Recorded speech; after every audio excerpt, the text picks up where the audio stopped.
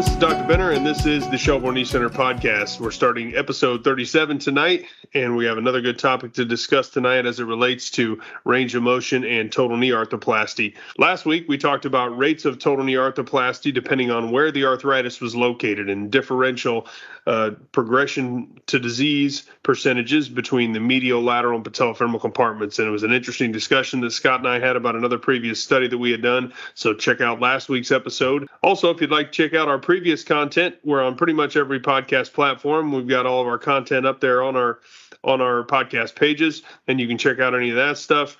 We'd also like to hear from you if you'd like to leave us a 5-star review or follow the podcast so you don't miss any of our upcoming content. We've got some good guests lined up for the next few weeks, and we think we're going to continue to give you some good content about knee problems.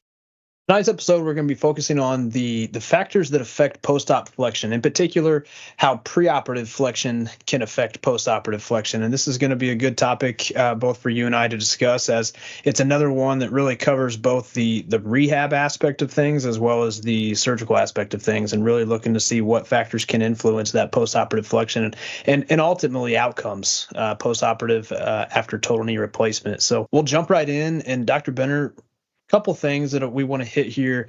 We did a study looking at the effects of pre-op flexion on post-operative flexion with total knees. But before we get into that, what's the background on this topic, and what have you seen at meetings? What have you looked at in the past, and what have you seen as been major players when it comes to what influences post-op flexion?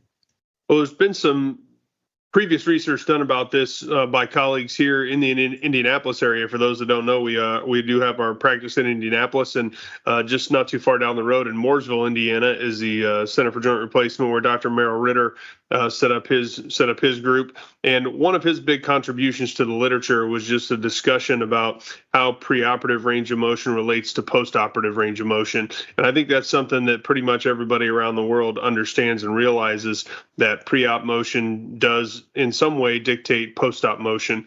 And because of that, and subsequently to that post-op motion does have a lot of impact on outcome.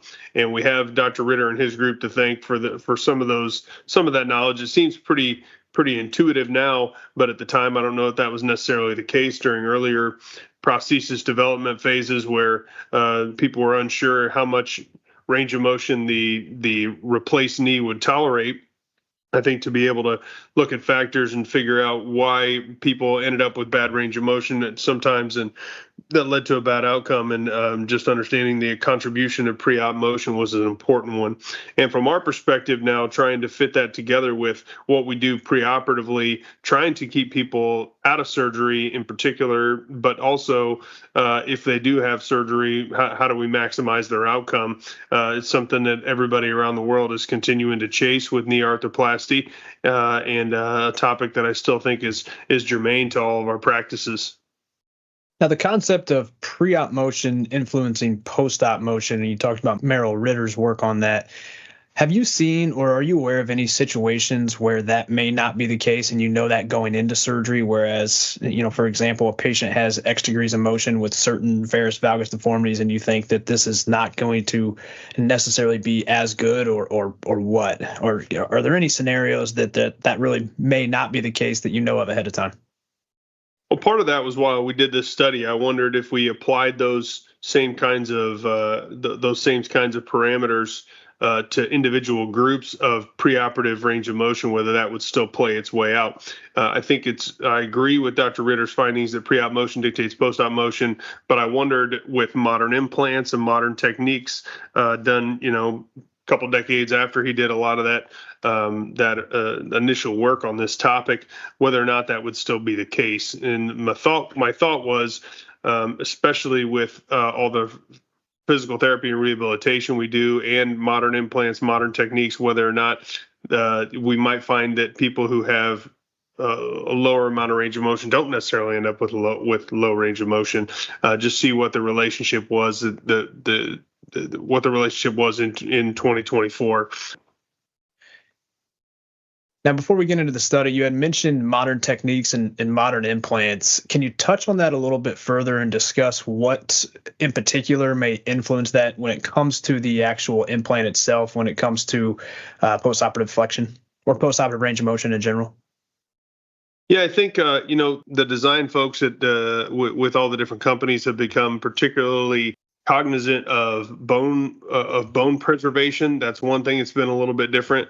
I know for the implant that I use, I think that's a much more bone preserving implant than it used to be, or the previous iterations were. I think they've become much more in tune with sizing. For example, the system that I use now has 2 mm increments on the femoral side and a lot of options on the tibial side, as well as narrow versions. Before that, there was gender specific total knees that were, now I think are just more like a narrow variant of the standard implant. And before that, they were like 4 mm between each femoral component size. We often had to make some compromises between sizes. Do I make it a couple millimeters too large or a couple millimeters too small? And that's a compromise that we don't have to make anymore. I also think there's been some work on the curve posterior, the J curve posteriorly of the posterior condyles, wrapping that a little bit more tightly around the back to really allow the femoral component to kind of flex around the posterior portion of the tibial component more in deep flexion. That I think is an innovation as well. There's a lot of people that have been discussing mechanical versus kinematic alignment and wondering whether that has an impact on range of motion and patients' ability to get pain relief, which then leads to more range of motion.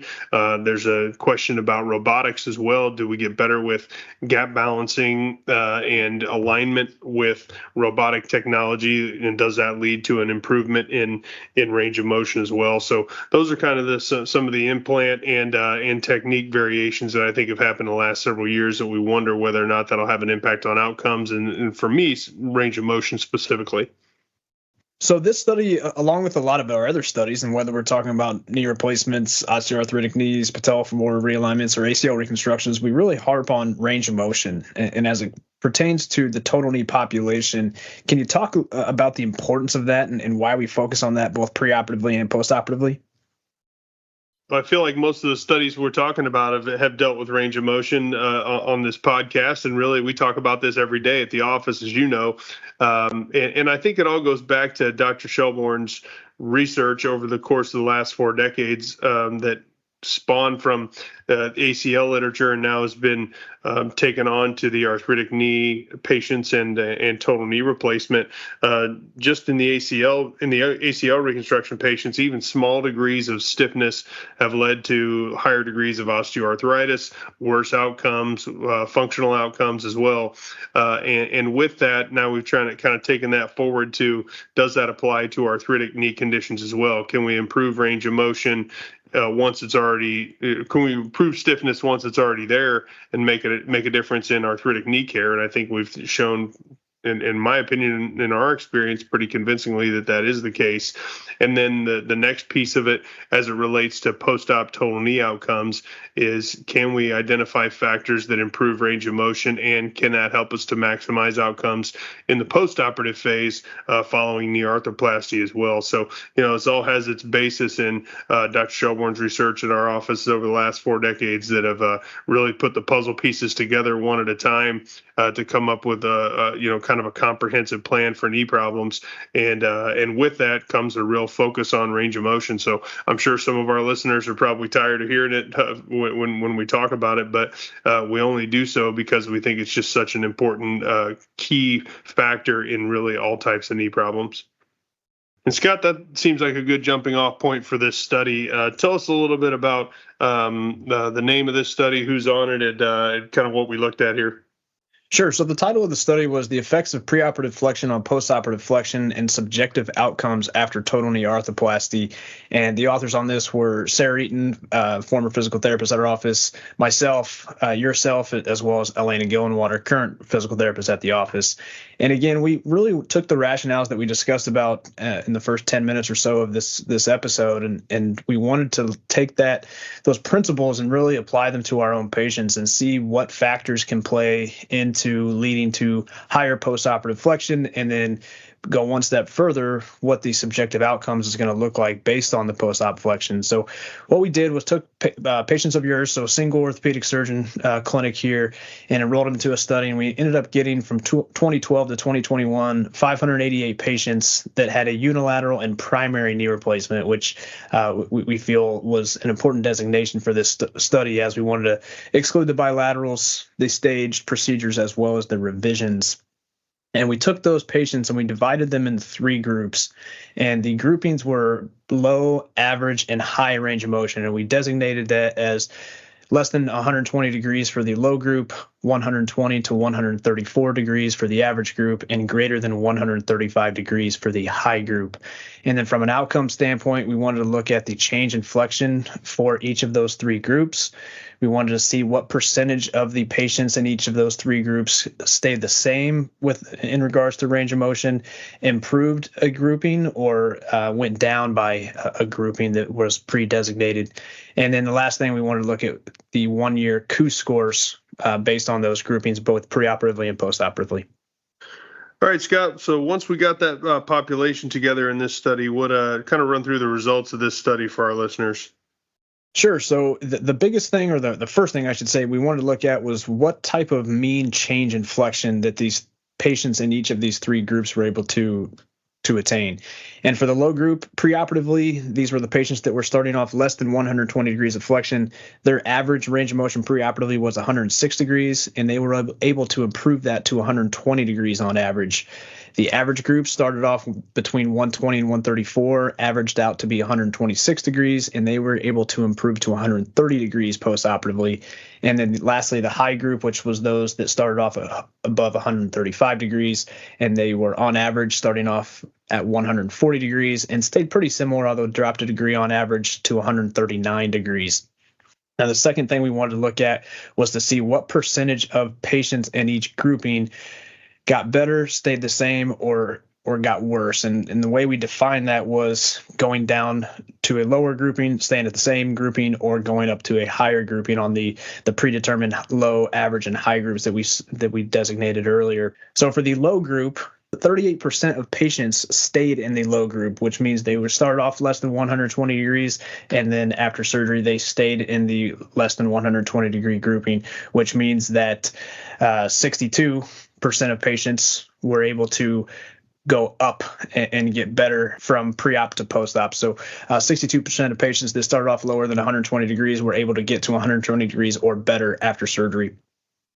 For the average grouping, patients that started off between 120 and 134 degrees, only 7% of those patients got worse, which means 93% of patients were able to stay the same or get better. And then in particular with this group, since we do have a better group for the average, 30% were able to go from the average grouping to the high. So starting off between 120 and 134 degrees, 30% of these patients were able to jump up to the high grouping, designated at greater than or equal to 135 degrees. And then lastly, with the high group, those that start off 140 degrees on average, 23% of these patients actually got worse, means they went from the high group to either the low or the average group.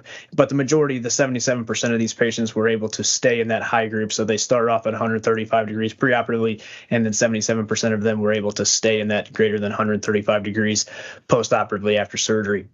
Now, the last thing we wanted to look at here was to take those groups, and whether for each group, whether you got better, same, or worse after surgery, we wanted to compare your 1-year KOOS scores to see if getting better, worse, or staying the same related to any type of improvement in KOOS score after surgery. And across the board, the patients that were better, meaning they jumped up a category, whether it was low to average or high or average to high, those patients were doing better on the KOOS score postoperatively. However, it was not statistically significantly different after surgery. For example, the high group, those that got worse, scored an 83 on the postoperative KOOS score, compared to those that stayed in the same group, scored an 87. So 83 compared to 87 was not statistically significantly different. However, across the board, all of the low, the average, and the high, those that were able to get better over time were able to score better on the KOOS scores.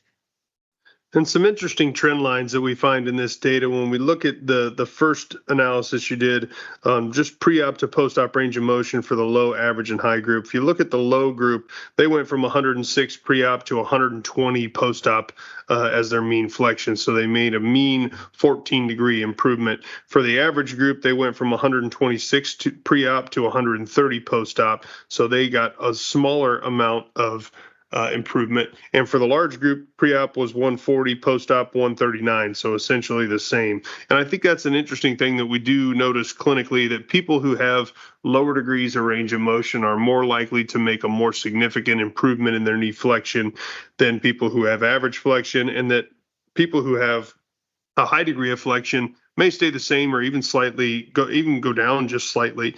And you see that also when we look at the frequency distribution as well, that the majority of the patients in the low group, 62% of them end up in the average or the high group post-surgery. The average group kind of stays average with a slight tilt towards the high group, and then the high group stays high with a few dropping down. Another thing that's important to highlight is that when these patients go from one group to the next, that could be as little as a 1 degree difference. So that there are some inherent limitations in making big trends with these numbers. For example, if a patient had 121 degrees pre-surgery and then had 119 degrees post-surgery, that moves them from the average group to the low group. But in reality, I think we all would agree that that's a 2-degree difference. It's not that much of a significant difference. So I think the trend line is the important thing. And then last but not least, with the KOOS, pretty much in every group, the groups that stayed the same or got better had an increase in their functional outcome scores. And I think that's something we would all agree with, that if you get the same range of motion back or you improve your range of motion, you're probably more likely to have functional outcome benefits compared to those that did not. And I think that's particularly important clinically when people think about, well, how much range of motion do you need? And for me, the answer is always going to be as much as you can get. I've always said this, and I will continue to say it for the rest of my career. I've never had somebody come in and say, my knee is doing fantastic, I just wish it didn't bend so far. That nobody ever says that, ever. Everybody always wants the best flexion that they have. It's more capacity for function. It's more ability to kind of put their knees in different positions when they're sitting in a low chair, for example, or getting down on the floor, for example, that they just can't do if they don't have enough knee flexion to be able to do it. So another interesting group of trend lines from this data. Yeah, on that note, you talked about people never having a scenario where somebody had too much range of motion. The last analysis that we did on this study was just looking at post-op KOOS based on post-op range of motion, and we grouped them post-operatively in a similar fashion with the low, average, and high in the same exact range of motion for each group in terms of the grouping. And we wanted to look statistically at that post-operative KOOS and to see if that differed based on the grouping. And we were able to show that there was a statistically significant difference based on the group, with the low groups of those that finished post-operatively 1 year after surgery, less than 120 degrees of flexion on average, were scoring 81 on the KOOS, compared to the groups of average and high, both at 86. And again, statistically, the 81 versus both groups in the 86 was statistically significantly lower. So that just shows from a statistical standpoint, proving your point of patients are generally more happy with higher flexion levels. So, Dr. Benner, based on all of these results and how some pre-op flexion numbers seem to have an impact on post-op flexion, a couple of questions. What's your clinical relevance take-home from this study? And then second question would be, do the results of this study change your practice in terms of surgical decision-making before surgery?